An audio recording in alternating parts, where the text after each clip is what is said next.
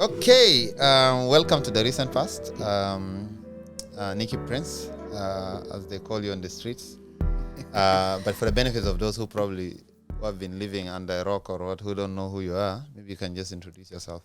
Well, for those who do not know me, my government name is Suleiman Musa Dima Boro. You know, South Sudan system, you need to have 4 names. Yeah. The 2 names are mine. The other one is for my father, and the other one is for my grandfather. You know, it's a lineage thing. Yes. I'm also popularly known as Nicky Prince, the finest. I'm a singer, songwriter, and then other things. Okay. Yeah. I'm also a father. That's also a job. Yeah. That's a full-time. It's a full-time job. That's a full-time job. Yeah. So you were like you're very famous, right? In terms of the music that you do. Well, I don't know how to rate that, But like even if people don't know you, they know your music. yes. You know, that's the thing with South Sudan. People will know your music, but they don't know you. I mean, apart from few musicians who are probably more known than their music. Yeah. But I think that's the best thing. Huh? It's Yeah. better that people know your music more than they know to you. be very honest, I prefer my work selling more than me myself selling. Yeah. Because the work has a purpose. So if it is selling, then I'm actually doing my work. Yeah, Unlike because are there places where you went and you are hearing your music even without and no one knew who you are? Yeah, a lot of places I've been to. But I got also surprised. I went to places where I did not really expect to be known. To be known, yeah. Yes, when I go for my field work. Yeah. And people end up saying, I know you. I know you. I think that is also very very important. Yeah. So just take us back. Like where did you grow up and where did you start? Man. You know, I was born in the refugee camp. I was in Kidgum district, northern Uganda, in 1989. So apparently those of mom just ran into Uganda. They moved from Kajukeji and then into eastern Equatoria and then entered into Kidgum, because Kidgum is bordering the eastern Equatoria. So I was born there, and then just within 2 weeks they were shifted from that camp to another different camp when I was still 2 weeks old. Wow. Yes, so we were taken to Ajumani. There's a place called Esia. We were taken there. Then from Esia, we were moved to another camp called Agojo Refugee Settlement Camp. Wow. So I grew up there, and then again we were moved to another camp that was closer to Agojo. A camp is called Dubaju. So, So by the time you're moving to this camp called Dubaju, you are now like conscious. You're now I was already conscious. I was able to know whatever was happening. Yeah. So then, so that's where you started mostly your formative years, primary school. Yeah, that was where I started nursery, including primary, including also secondary. Because my secondary door was a bit confusing. Because I would say I studied my secondary in 3 schools. Don't tell me you were expelled. No, I wasn't expelled. You know this thing of poverty, man. Yes, yeah. So the first school I started in, because when I finished my P7, I was the second best in our school. You know, it's a rural school where you don't have access to libraries. You're just relying on the notes from your teacher and that. But I was able to be the second best with 15 aggregates. But then going to secondary was a big problem. When I came to mom with the results, and mom was like, so my son, now where will you go and study? I'm like, mom, I really need a good school because, you know, I did sciences. I love sciences a lot. I love science, mathematics. So I really wanted something that will take me to being a doctor. And so then mom was like, okay, you go and get the admission. So I went to one famous school called Alere, SS. I got the admission. Then I went to another one called Agojo SS. You know, our former camp, yes. Yeah. So I brought the admissions. When my mom saw the school fees, you know, it was just 60,000 Ugandan cedis. Yes. That is like, by now. But then that was a lot of money. It was money, huh? Yes, that was a lot of money. Yeah. So when I saw my mom was like, but my son, where shall we find money? This is a lot. even know this is too much. You know, a goat used to cost around 10,000 Ugandan shillings. So meaning for me to go to school need 6 goats. So literally it was something that was impossible. Then good enough, there was a new secondary school that was opened within our camp. It was a new school, and you know, so they started cheaply. The tuition fees was 10,000 Ugandan shillings. Then mom was like, maybe you try this one. We will try to look for the money. So I joined there. I joined first term. When we were approaching exams, I didn't pay school fees. So they wanted school fees. I came home, I'm like, Mom, they need school fees. I was like, but now my son, there's no money. You know, my dad was already in Kajukeji. So my mom was like, the only way is to communicate to your dad. Maybe he will get some money and send. But now communicate how? There were no telephones. There were no telephones. People are in war. Yeah, there was no telephones, man. So I was just stuck, and I didn't want to miss any year. As in being home, like not going to school. I never wanted that. Because I was so conscious about this thing of losing time. I wanted every time I am able to achieve something. I didn't want this thing of staying home because of other factors. So I had to trek, you know, from Ajumani, I had to trek to another district called Moyo, and I had to cross the Nile. Yeah, I know that there is a crossing. Yes, there. I had to cross through this. You know, there's a crossing at Oliji, and then crosses to Palorenya. I crossed on foot. On foot, I walked up to Moyo town. And imagine coming to a place and you're coming there for the first time. You don't even know. But I knew that there's my uncle who is there. Yeah. So I had to come up to Moyo to come and look for my father. But unfortunately, my father is in Kajukeji, which is also another distance. That is even, yeah. Yes. So luckily, I got my elder brother, who's from the other mother, our elder mother. Yeah. Yes. So he was teaching in another secondary school called Logoba SS. So when I narrated to him my situation, he's like, man, there's even no money. You know, I just joined here to teach. And actually, and you know, those teachers, they're just you know, they are paid peanut, man. They're paid peanut. So he was like, he want to try something. I'm like, okay, try. And he went to the school administration and talked to them, and they agreed that I will join there, and then they will cut from his salaries. That's how I didn't even go back now. You from that you're coming. You just joined. I just joined, and imagine I joined in second term now. Yeah. I'm joining at the end of first term and sat for my exams, and I performed. I got position number 6.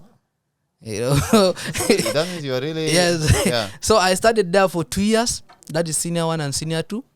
Then again now, I heard that in Kajukeji SS, they had a scholarship where like if you perform well, like they can take you and you go and study in a certain school in Koboko called Nyangilia SS, so that you can proceed. Like they will give you scholarship. Yeah. I'm like, okay, then let me go to Kajukeji. That's you came to Kajukeji now. That's why I went to Kajukeji. My dad was in Kajukeji. Yeah. So when I reached Kajukeji, I told Dad, I'm like, Dad, yes, I'm coming for this. Dad was like, yeah, that would be nice then. Then I started. I went and registered, and I started moving. From home, distance is far. So I had to move from a place called Lijo up to Gore. There's a place called Gore. It's a long distance to school. The first time was tough, man. Because, you know, you go and then you come in the evening, you're supposed to read, but you couldn't read. Because you're exhausted. You're exhausted. Oh, the distance is long, far? Yeah, it's too far. You're exhausted. You try reading and you doze off. So I had to talk to my dad. I'm like, Dad, this thing is becoming a problem. I can't really manage this. I need to go and stay in boarding. Dad was like, well, my son, you know, there's no money to pay you in boarding.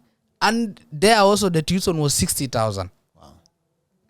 I'm like, but Dad, what do we do? This is going to affect my performance. I really want to be on the top of my game.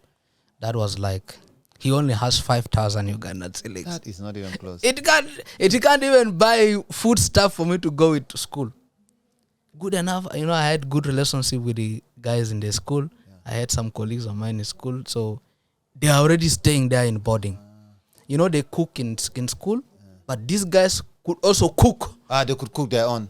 Those guys never joked with eating, so so they were the only saviors, and they just told me, man, you know what? Just come. we know you're going to stay illegally in the boarding, but just come. We will try our best to conceal your identity. Yes, so long as you will stay with us, and because they knew I perform well, so I will be an advantage to them also. You can help them. Yes, with the yes, because I'm broke, but now I have to pay in another way. You can pay in your mind. Yes. So you stayed with them. I stayed with them. That's how I was able to study the whole of senior 3 in Kajukeji. Yeah. Unfortunately, that program was cut. The scholarship. Yeah, it was cut. So now I could not continue. Yeah. I wanted now a school that has a laboratory because of sciences. So again, I have to go back to Agojo. Wow. You see, back to the origin, bro. I had to go back to Agojo. I joined in Agojo. Good enough, my elder brother was already having something. He was already also in Kajukeji. So I joined Agojo SS, and there I never felt the burden of school fees. And I was able, he could step in. So I was able to finish my senior 4 in Agojo SS without any hassle. But my senior 3 in Kajukeji SS was a trouble because they used to stop me from entering the class when it's time for exams. Even I remember there was a scenario, I didn't pay school fees, and they stopped me from entering. I had to go to the headmaster and talk to him. I'm like, please, just allow me to sit for these exams. Let me sit, and when the results are out, don't give me the results until my dad comes and pay the school fees. HM was like, well, that's a good idea. So he wrote for me a sheet and stamped it. He wrote, signed, and stamped. It's like, you use this for entering. But still, bro, the teachers could not care. They could not care. They will first detain me. I won't go in like for 30 minutes. I just end up, I'll go late to the classroom. They will allow me, but after I've cried, those things keeps coming to my mind. So now, where do you meet music in all of this? Well, how I met music was, still in the camp. There was a period of time when we were going through serious drought. We cultivated things, but we couldn't yield. And ratio was already cut by that time because we stayed for long in the camp. So, so the donors get tired. There was no food. So mom was like, now my son, there's nothing for me to cook. I don't even know what to cook. And we need to eat. Then I asked her, I'm like, Mom, what do we have inside there? Mom was like, there's only little beans that is left. And there's also very small flour. But her problem is actually the beans. It's very small for us. Then I'm like, how about we look for, tegiri? Yes. But is it a wild plant? Yes, a wild one. So we had to go and look for the wild tegiri. And the wild tegiri always grows, near, bathrooms. Yes, it grows near a lot of bathrooms. Exactly. That's where it grows. We had to get that tegiri. She had to make it like hard. She has to cook it with the beans and make it hard. So as she was cooking, I got the jerrycan. And I started beating the jerrycan and singing. And I was singing the situation that we were going through. Just to make sure that I encourage my mom to. So that she can feel at ease and good. So from that time, I started thinking, I'm like, how about all these things I go through, I put them into music. That's how I started putting it into practice. Actually, all my life in the secondary school, I could write songs. Yeah. But I could only write choruses without the verses. Without the verses. Yes. I even had a group. My group was called Blue Culture. I had a group of me as the singer and then dancers. I had my dancers. So like before assembly time, I could entertain the people, sing and we dance. And then also before debate, when people are converging for debate. So before the debating time, then I'll first perform, entertain the people. And one of the songs, I was actually able to reproduce it. And it became a hit song. It became a hit song. Yes. Yeah. So was it natural that you started singing in the Kuku language, or in which languages did you incorporate? It was naturally in Kuku.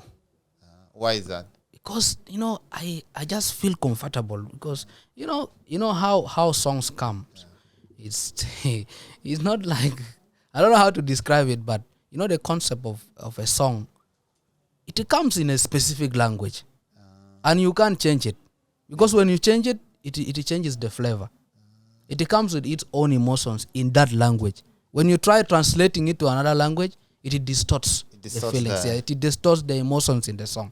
When did the idea of Hard Life Avenue come together? Well, the idea of Hard Life, you know, as I said, when I was in Senior 3 in Kajuke JSS, I already had a group called Blue Culture. Yeah. Literally, my idea was to have a group all along. Yeah. So when I finished my Senior 4 and went to campus, I joined University of Juba, and then under the scholarship also. Thanks to Dr. John Garang, because that scholarship was his idea. And so you joined the University of Juba where? Yes, in Khartoum. In Khartoum. Yes. This which year is that? That was 2009. 2009. Yes, because I came to Juba in 2008. Yeah. And then I applied for this scholarship. Yeah, because there was this scholarship, a lot of students were taken. They were put in hostels. Yes, in hostels. So I was part of that. I think we were. This was your first time in Khartoum? First time. Only been hearing about Khartoum. It was my first time. So I got this scholarship, went to Khartoum. We were in campus. We were living in the hostels where we get these bursaries that is sent by the government. So from there, I also formed a group, but I called it Hard Life Preachers. So I changed from Blue Culture to now Hard Life Preachers. Why? I felt like the name Blue Culture was not really representing what I wanted to put out, because all lyrics that I could write are relating to situations, social issues that we are going through, like everyone is literally going through. So I had to form the Hard Life Preachers, and I started also like I could download beats from online. Because now in Khartoum you had more resources, like there was internet, there was what? Yes, electricity. Especially the internet thing. There was internet, there was electricity, and then I had my uncle's laptop, because my uncle was in Khartoum. So my uncle gave me his laptop, and I was using his laptop. I downloaded Adobe Audition, so I could download beats from online, and then I write songs on them and record myself like that, until slowly I started going to the studio, because in Khartoum by then you pay 50 pounds. Yes, 50 pounds for 1 hour in the studio for you to record a song. So if you spend 2 hours, that is 100. But the government sends us 250. That was by then equivalent to $100. Yeah. Yes. So I had to be very careful with that money, man. Because to spoil it. I didn't want to spoil it. So what cultural shocks or differences did you see when you arrived in Khartoum? Man, Khartoum, we were a bit isolated, because we were staying in the hostel. We could only see different people in the campus. Because in the hostels we are all Junubin. Yes. There was nothing like tribe. So all together. Sometimes we could even cook as a group, and we eat together. But in campus, you could see there are Arabs. I even got to know they are now Darfurians. Something I never knew before. Yes. So those are the things I noticed, but not much, because we were mostly in the hostels and we were isolated from interacting with a lot of people. Yeah. So then, when was the first time your song was taken seriously? Which song was that? Man, hey, I would say when we came back from Khartoum. Yes, when we came back from Khartoum, but then I didn't yet form Hard Life Avenue. Yeah. So when I came back, because we came back because of the issue of referendum. Yes. 2011. Yeah. So the whole of 2011, there was. So you had done what, 2 years or 3 years in 2 years. 2 years. Yes. So you're in year 2 now. I was now going to year 3, suppose. Okay. In 2011, but then the whole of 2011. There was no school, because the university was being moved. The university was being moved, and so I had to think of like, how do I proceed with this music thing? So one day I met one of my colleagues who were together in Kajuke JSS. So he knew about my music thing, and he was like, "Nikki, what happened, man? You are not doing music anymore?" I'm like, "No, I'm doing it actually, and I actually want to do it now officially, because I was not doing it officially." He's like, "Okay, so how do you want to do it?" I'm like, "I actually want to form a group, and I will need a member. I will need a loyal member who we can have a long ride with." Then he's like, "Okay, I have a cousin of mine who also used to do what you are doing in school. I'm like, okay, connect me to him. You know, he's cousin to Mantani, the late Mantani. Yes. So he connected me to Mantani and we met. Then I introduced, I'm like, I started doing this thing. I played him some of my songs that I recorded by myself. And he just became a big fan. He was younger than you, slightly? Yes. Yeah, he was younger than me. Yeah. I'm actually older than him. So he loved my songs. And then I'm like, you know what?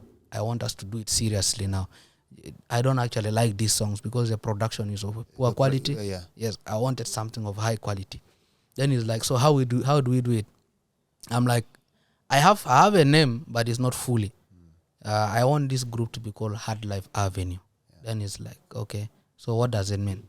I'm like, everyone is going through situations. Even those who seems to have money, their situations they go through could be social, could be relationship, could be marriage, a lot of issues. So I feel like this name should be able to house everyone. So Hard Life Avenue is a place where we are struggling. We are trying our best to get out of all these things we are going through. Then he's like, okay, that sounds nice. I'm like, yeah, I want it like that so that everyone can have ownership of the name. It's not just our name. It's like, he's in for it. I'm like, okay. So I had him some few songs. I'm like, I've written some songs here. Let's look at them. So we looked at the songs. He was like, they are nice. So we recorded the first song. It was called Tosum. But I didn't like the recording. So we didn't promote the song. Yes. Then we recorded the second song called Survival. When we recorded the second song, it had some airplay in Juba. There was a radio called VOP. They were able to play the song and so forth. But still, the reception was not that good. Then we recorded Lost Culture. That time now we recorded with Linus. These other two songs we recorded with Edgar. Then we recorded Lost Culture with Linus. When we recorded Lost Culture, it started getting good reception. First of all, it started getting good reception in Kajukeji and in Yei. And Yei has been a capital of music for a lot of time. Like serious. It has almost every artist who had their songs played in Yei, that was their breakthrough. Yeah, because Yei was like, even after CPA, Yei was kind of the capital of music, culture, clubs and all. And I'll tell you up to date. It's still the capital of music. I mean, you have people like Franco Lokunyumi, whatever. It produces a lot of... Those of Kawaja Revolution are all from there. You see, so when we released Lost Culture, I tried taking them to, this thing of you go to all the radios, and then to CDs. But man, imagine taking your CD to a radio and you don't hear your song. Nothing. It just goes mute. Yeah, it just goes mute. And there's no feedback. You don't know what the problem is. Is that my song is bad or what? You don't even know what is happening. I just feel like maybe after I just exit the door, they throw my CD into the dustbin. So then I just heard our song being played on Mirai FM. Lost Culture. Mirai is big. Yes. Big nationwide, man. Yeah. Man. And the song started becoming a phenomenon. Like it was on the chart, I would say, it was like for 2 months on the chart. Number one throughout. And it was taken by Sebit William. Sebit William was the one who gave us that platform. Sebit is very influential. Yes. That was the song that opened for us the chance. Was it also the song that realized, okay, we need to work more with Linus? Yeah. Because, by then in Juba, you had to look for quality, man. Because, recording was $100 by then. It was the 250. Yes, it was $100. But imagine being in school and you have to pay for. Try to pay that. Yes. So we had to have an agreement with the late Mantani. Like, okay, bro, now we are forming a group. How are you going to finance recordings? Then, because he used to do boda. Then he's like, he will do his boda, he will accumulate some money up. And then we will go and pay the studio. I'm like, okay. Meanwhile, for me, weekends, I have to go and do construction work. Mixing, mortar and so forth. Then we'll be able to come up with some money. So you're also going to school? Yeah. I was going to school. And we agreed. And that was the rule. We have to put money together to go and pay the studio. And we continued recording with Linus. And then in 2012, Linus started getting interest to collaborate with us. So like he could tell us, guys, there's a song here, let's do it together. Then we could do the song together. We first did Kilo Quen, then we did You Make My Heart to Skip together. We did Offside together, and all these songs hit. And then because he was in a group, he was in a certain music group of like there were over 5 people. Yeah. But then the group started collapsing. Yes. So with these 3 collaborations, he started getting pressure from people that he should actually join us. Because the people are seeing that. Yes, people were saying that we are actually a good combination. Then he came by himself to me like, man, I think I need to join you guys. I don't know how you guys will say, but I really want to join you guys. I'm like, okay. Like seriously? He's like, yes. You are like, okay, this is so good. Yeah. Now this is so good, but I was also very cautious. Because remember when I was forming the group, I said I wanted someone who will be a loyal member. Yes. Not people who will come and because of small disagreement, they split. They disappear. I do not like such kind of practices. Then I'm like, but bro, are you ready for the long ride? Because, there can be a lot of things that will happen. We might have disagreements. Will you be ready to tolerate it? He's like, he's in for it. He's ready. I'm like, yes. You are joining already an existing group. We're already known, literally. And if anything happens, like we're splitting, you will look like you are the problem. You're the one who brought this. Yes, you're the one who brought this up. So make sure that you are ready for this, man. He's like, he's ready for it. I'm like, okay. Then we release Yaude. Yeah, Yaude. Yeah. That one now cemented. In 2014. Yes. Yaude now cemented our name, actually, in the country. And that was when we now had our first ever concert in 2015. Called the Yaude concert. Where was the concert? It was in Mask Bar and Bistro. But now it's no longer a club. It's just around opposite ministries. Yes. You know that road that goes to Nile Pet? The Nile Pet building. Yes. That's the whole of that plot. Yes. That was where we did our show. That was the first show. Okay, was that not the later one became the space? Or yes, it's the one that became the space. But it was originally Mask Bar. Yeah. Yes, and the second one was in Secret Corner. Secret Corner was around Rock City, but also it's closed. Yes. So that was our first concert, and then we had to rebrand. Like now we need to rebrand this group to show the inclusion of Linus. So we rebranded to Heart Life Avenue Stars. You see, because now we are having a breakthrough. There are even already confessions coming because of the impact of the songs that were, especially Yaude, the impact Yaude already was having on relationships, on marriages that were broken. We are like, then we're already achieving. Do you think your songs you think your lyrics are relatable to people in different situations? Yes, I would say that, and that is one reason I think we are not able to fade. Because we are now making 14 years. Yes, this is the 14th year we are in this music industry, and we can still host a concert with our old songs, and people still vibe. Sometimes even I have trouble making a playlist for a performance. So now, when you look at it right now, some of the latest stuff like what Arusa is your latest hit. Arusa is actually 2021. Arusa is 2021. It's not the latest, yeah. Anaya Biarov? Anaya Biarov is even 2021 because Anaya Biarov, Arusa, yes, it was an album. Still 2021. That's 3 years ago. I remember when that album came through. I think there was a flash disc. It was being sold in a flash disc. In a flash. So from that album, how many hits did you guys? Man. The album is 15 songs. But I can tell you 7 of the songs are hit songs. Wow. Even now, that's why I'm telling you I get trouble making a playlist. Because the songs are so many. There are so many and they're all hits. And sometimes I make a playlist of 15 songs to go on stage. And still, you see someone on like one of the fans will be like, you'll be requesting a song that you don't have in the playlist. And they want it to be performed. Is Arusa now, is it a constant thing? You get invited for weddings just to perform? Yes. Arusa, How many wedding shows do you at times get like in in a month? in a month, of late it has dropped. But it used to be constant. It used to be constant. Like in a month, we can get 4. Wow. 4 bookings. Sometimes even in a weekend, we can get 2 bookings. 2 bookings, and yes. then you move from here to the other one. Move from one wedding to another one. Why do you think it hit such a?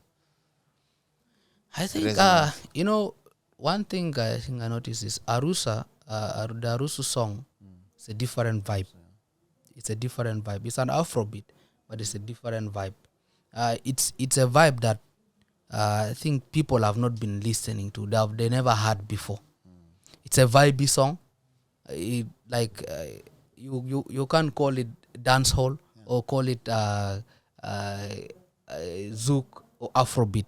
It's more of like, it sounds more South Sudan than any other music genre. Because you have been always pushing for a South Sudan sound. Yes. Do you think you have found that? I don't think so, because actually we have not been focused on that. I've not been focused on finding a sound. We have just been focused on making music.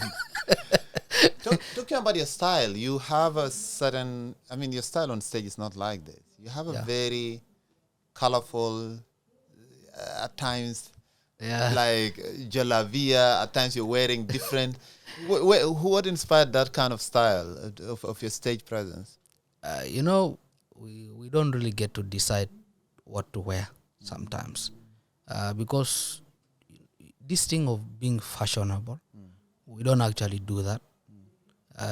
Because as I was forming this group, I've been telling my members that, fame comes with a lot of things. We should not be doing things the way other people are already doing. For example, that you're an artist and you're supposed to be, for example, wearing this and these fashions. Yeah. You need to be looking like this artist. I do not want. Because a lot of the artists here, they tend to look like the latest Nigerian artist, the latest. That is it. The latest South African artist, the latest. Yes. That's how. Yes, like people want to relate to already existing.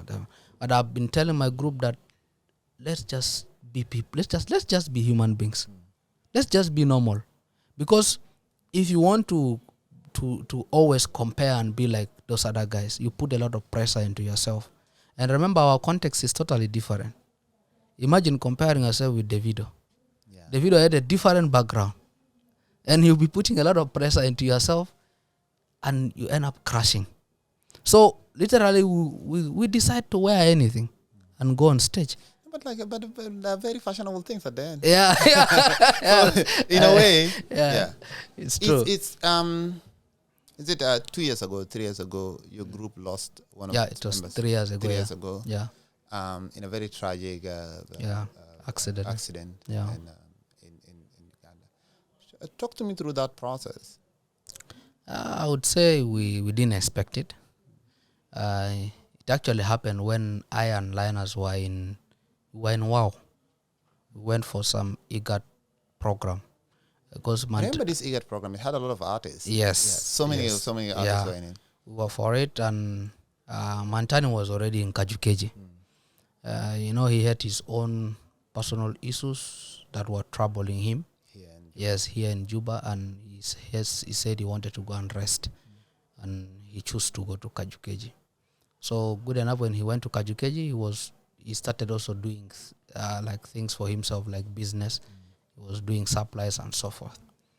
So the news just hit us that he got an accident. He got into an accident. Trust me, when we got that news, me and Linus, we were in my room, and we just sat quiet, and we could not know what we were imagining, because I asked, he had the accident and what happened.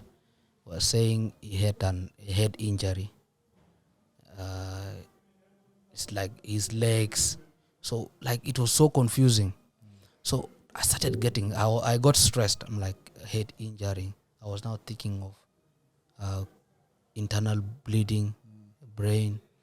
I was now thinking of, okay, what if he survives it? will it not affect him like afterwards? Yeah. Yes, I was not thinking, is he not having a broken leg? How are things going to be? You know, I was already imagining a lot of things, man, like bad things, you know, in my mind. Linus was also, unfortunately, going through the same. Was also imagining bad things in his mind. The good thing the program already ended. The next day we had to come back to Juba, and we came back to Juba to just a lot of stress because we had to follow up on.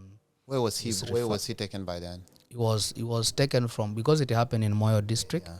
and he was taken to the hospital in Moyo, and unfortunately those guys could not handle, and he was moved to Gulu. The major hospital, referral hospital called Lacho.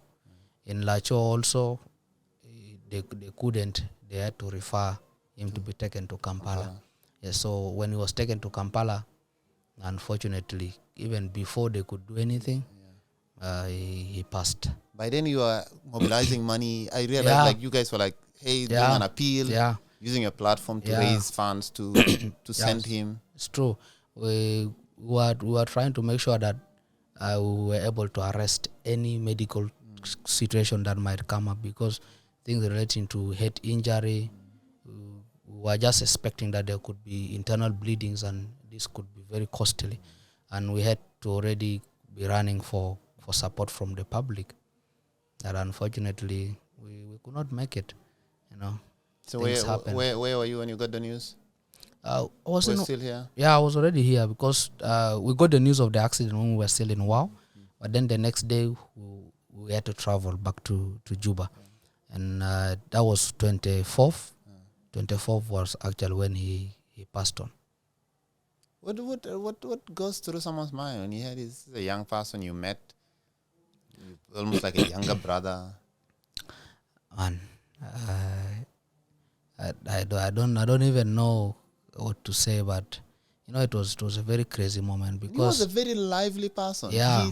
He knew almost a lot of people. He was a very lively person, I would say. Actually, this is a guy that I met. He was a very shy guy, but all of a sudden he became very lively, even more lively than me. Yeah, he's a star. He became a star. Yes, he became more lively than me.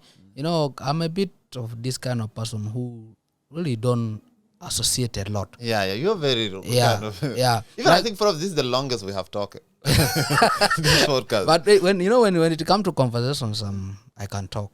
I can really talk. Actually, more than him. Yeah, but you're also in your space. I'm very preserved. Yeah. Most times I'm home and so forth. But you know, this is someone who I met as a stranger. Yeah.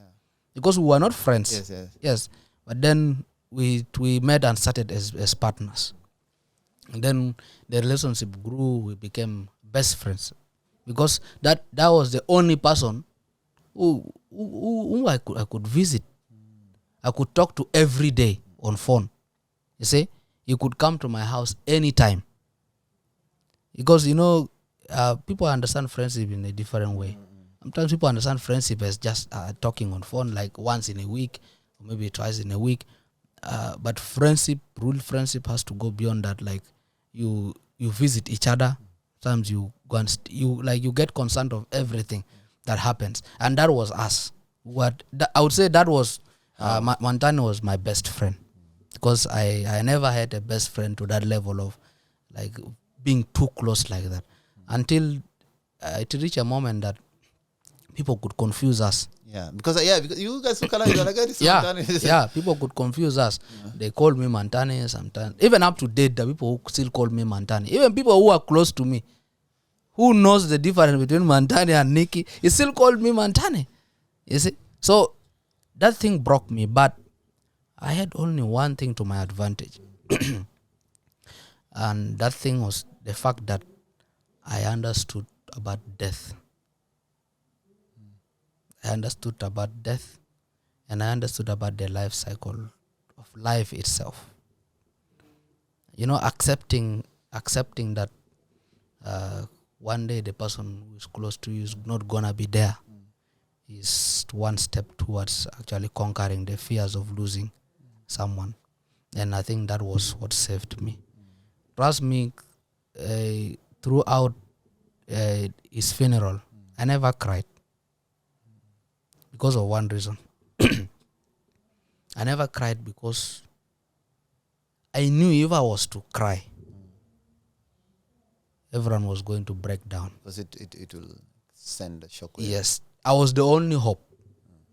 I was the only hope. Because his wife and his daughter. Yes. I was the only hope. If I was to break down, that means everything was going to get messy. Even the fans were going to get crazier. In the midst of all this, during that time, there were a lot of controversies also in his Yeah. name online. Yeah. There were a lot of controversies. Someone mentioning his name, saying that he's Yeah. sending DMs online. Yeah. How, There were a lot of controversies, but we didn't pay attention to those. We didn't really pay. We were never concerned about it because, dragging the names of someone who is no more, it's useless. It's like suing someone who is already gone and he will not be there to stand in for to defend himself. Yes, to defend himself. And even we couldn't stand into whatever was happening because it was useless. A guy is normal, man. It's good to respect the person because he's normal. You can't still be negatively talking about him when he's not here to defend himself. The controversies were crazy though because I would say if you are not strong, it inflicts the wounds. Yes. Yeah. Because it was like a few days, if not during the funeral. Still. During, yes. Yeah, someone is claiming that this person did this to me. We had something with him, and I can imagine his wife, his kids going through that. The wife actually was going through a lot because at some point she could collapse several times. It was crazy. I would say the strongest person was his kid. The kid. Yes, his daughter, Mercy. I would say she is the strongest. She's actually the one who has been giving her mother hopes. That's very impressive. Yeah. How did the band look after his departure? Because what was the conversation like with Linus now? When Mantani left Juba to Kajukeji, that was already an issue. Because now what if we have gigs? Gigs and something yes. like that. Actually, gigs started coming up. Yeah. We had a gig for a wedding performance, and it was including a song. The person wanted a song, and they want us to perform. We did the song, but now he was already in Kajukeji. And at what point he was in Gulu. I'm like, Mantani, we have this song. These guys need the song. The wedding is on this date. Then he's like, we should just record our parts and we send him. He will voice from Gulu. And we actually did. I recorded my verse. Linus recorded his. And we sent him the project. He did his verse from Gulu. And he sent back the project. I'm like, now what about performance? Then he's like, he will try to his best to come. But I knew that was not going to be possible. That was not going to be possible because I think he was not feeling at ease in Juba. Yes, he was not feeling at ease. So I had to tell the guy, the wedding on, I'm like, man, here's the song, but I think Mantani may not be able to be here. And then immediately also, I got a booking to go to the field. Imagine. Now Linus was the only one left. Yes, he was the only one left. I had a mission to Gumruk. It's Greater Bibora. Yeah. So I had to again call the guy. I'm like, man, you wanted us to perform and I really even feel like we should really perform at your wedding. But now we are not going to make it, all of us. We have only Linus in Juba. So Linus is the only one who will be able to go. He's like, okay, there's no problem. Any one of you, it's fine. Yes. Any one of you because represents people say the word Hard Life Avenue. Yes. All of you are referred to as Hard Life Avenue. Yes. If one of you is there, this is Hard Life Avenue. Each of us represents a group. I'm like, okay. Then I talk to Linus. I'm like, Linus, this is a situation. You will have to go and perform.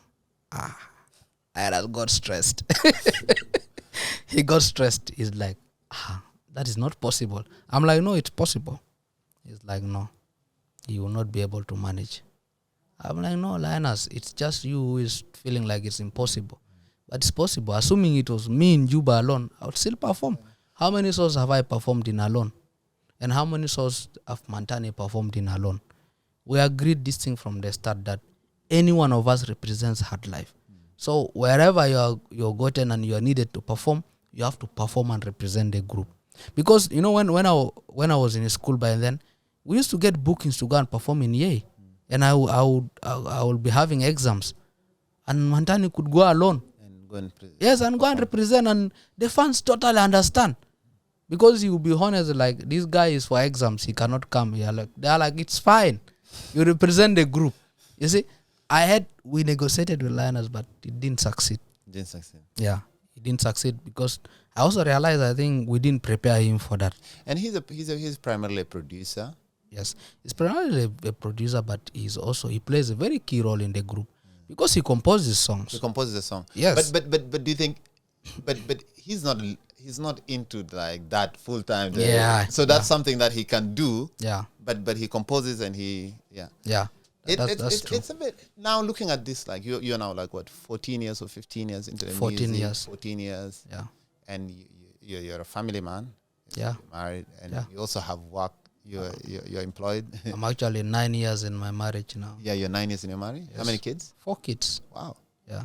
Do you think a lot of people don't think that you're married and you have 4 kids? Yeah, a lot of people don't think so. Because you make a lot of jokes online. Yeah. About all kind of things. Even there are people who still wonder, like, how am I able to do it?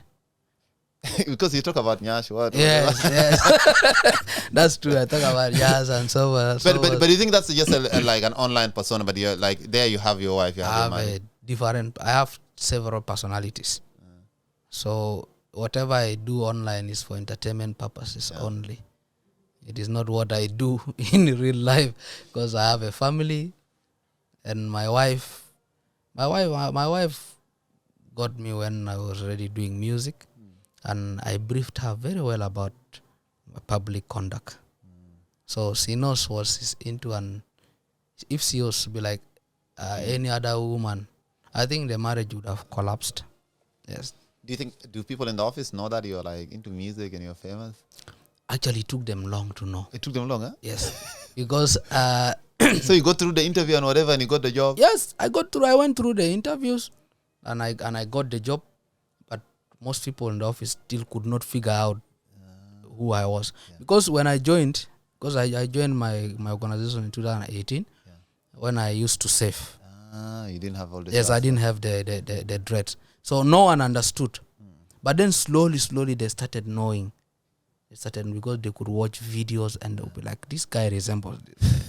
So one day they was asking me like, what man, you must be this and this person. I'm like, no, I'm not. Even my boss himself, one day he came to me, he's like, they know me as Suleiman.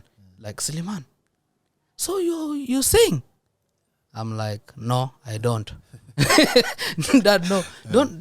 Then he even came with his phone and started playing for me the video on YouTube, the video for Yaude. And I'm like, well, yeah, I sing, but this is a different personality here. The person you see in office is not Nicky Prince. The one you see in office is Suleiman. But when I go out there, I'm Nicky Prince. So you handle me here as Suleiman. So that's what they know in office. Do you think a lot of artists face a bit of difficulty because they don't have another profession or even an education to lean back to? Yeah, it's true. Is that a conversation that you have with them at times? Yeah, I've been having this conversation with a lot of actual upcoming artists. Yeah, because there are those who are already gone. There's no. Yeah, it's difficult to help them. I've been having these conversations. Most times we meet in the studio, not necessarily recording, but this is where also artists chill. And yes, hang out, and I've been having conversations a lot with them. Like, guys, do not rely on one thing. First of all, you don't have the whole day to do music. You see, you only have a few time to record and a few time to go and perform. You have probably 30 minutes on stage only. You have probably 2 hours only in the studio when recording a song. What are you doing with the rest of the hours? Use the rest of the hours for something.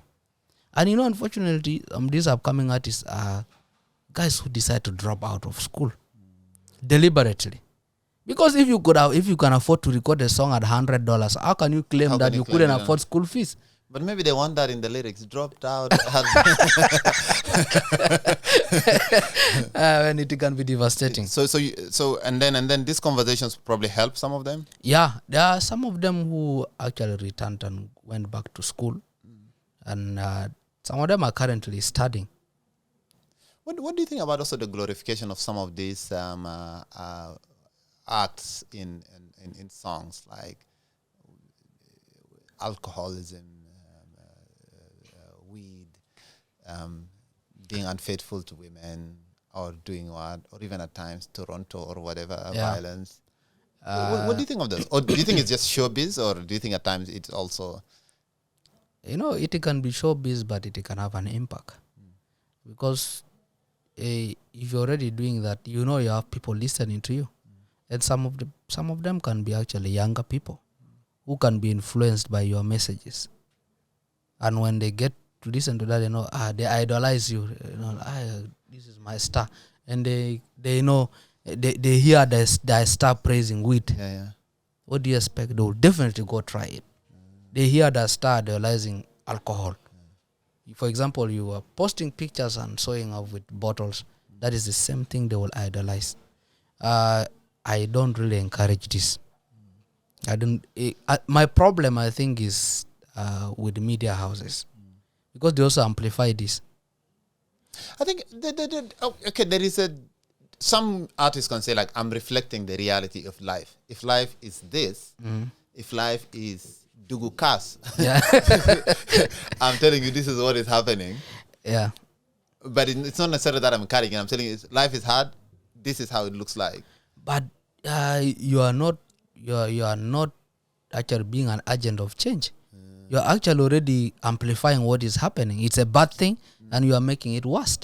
You could actually pick it because it's already happening. Yeah. You could pick it up only to change the narrative. And to say that, hey, you guys, this is bad. Yeah. Yes, into saying this is bad. But if you are instead amplifying it and saying, well, this is what is happening, and it seems like it's a good thing, your song doesn't have any message that try to tell people that it's a bad thing. Instead, you should choose to do this, then you're just a bad. When you look at yourself now, do you think, like, are you like a wiser artist, a wiser human being than you started?